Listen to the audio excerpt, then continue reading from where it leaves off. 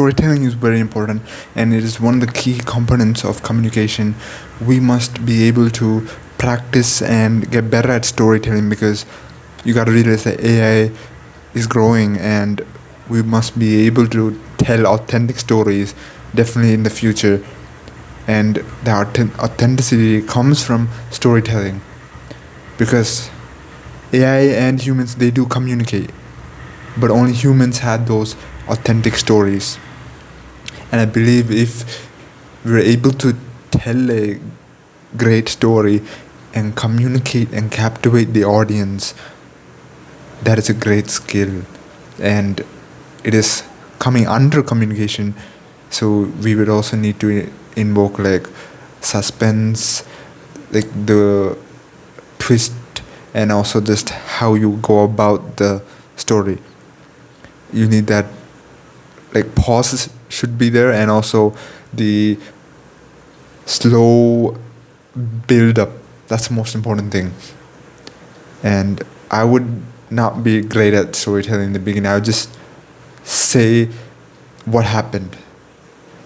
But if you tell that to a great storyteller and tell them to share the story of that, they can make one small thing, for anything, any small thing, into a huge story, because they zoom into that moment, and instead of talking about that one thing, they go through the whole journey, making it feel as if they're in that place, like the audience is there and it's happening to them, so they feel it. So the sensory, like images, the touch, the smell, all those things are described. Welcome to day 3 of communication practice challenge, and I would say that I feel like I'm getting better than the previous days, and I hope that you guys are practicing this communication, just being aware of the most important skill out there. And under this, storytelling is very key.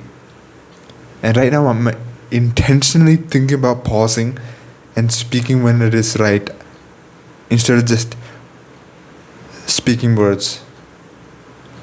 Taking a moment to pause to make it more effective.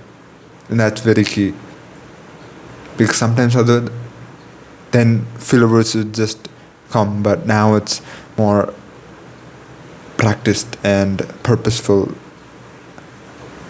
Like, I can have the pause and make it seem natural, and it won't feel like I don't know what I'm saying. I do know what I'm saying, and I'm just taking a pause. So I talked about storytelling, that's very key. And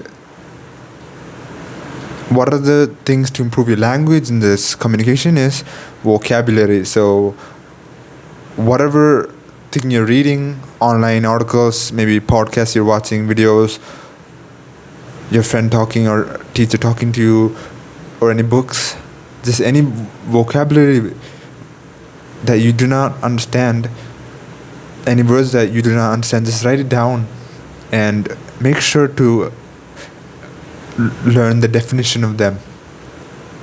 And it's not just about trying to write down as many as possible, because it's not about volume, but maybe try to learn 1 or 2 words and try to use it in our daily life. That's very key. If we're able to use what we learned, then we will remember that. That's why it's always like theory put into practice will be much more remembered than just theory just like wrote and read and just not like no practical experience from that. So I believe that like when we learn the specific vocabulary, because definitely there will be words that we do not understand in our day-to-day life, and we just need to be aware that where are we not hearing, where are we not understanding those words. Like it could be in some videos, and just have that patience to write it down.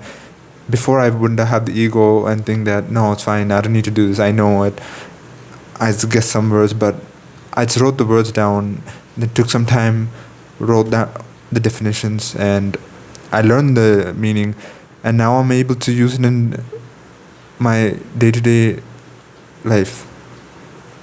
And I believe that, like, improving the vocabulary, you can improve the language too, because we're like conditioned from many years of social media, parents, external society, and all that things, and we become like this. Like, how we're speaking is because of all that. But if we and unlearn and also remove the bad behaviors, or like the current behaviors right now, then we can change it to make it ourselves speak the way we want. Because if you see those people, if you see those YouTubers, speakers, singers, they have great voices and they're able to use a musical instrument, and you realize that you can imitate their voice, you can imitate how they speak. And if you can do that for a certain amount of period, then you must realize that you can change your entire behaviors in your like vocal cord or music instrument to sound much better. I mean, you won't sound exactly like them, but you can be a much more better speaker.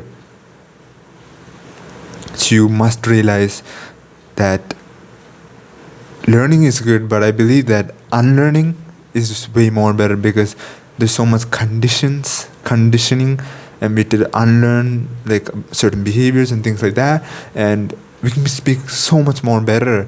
And it's about the tonality, and like I could never imagine me speaking to you guys like this if it was not for me taking practice and just putting myself out there. And I just want to say thank you for watching.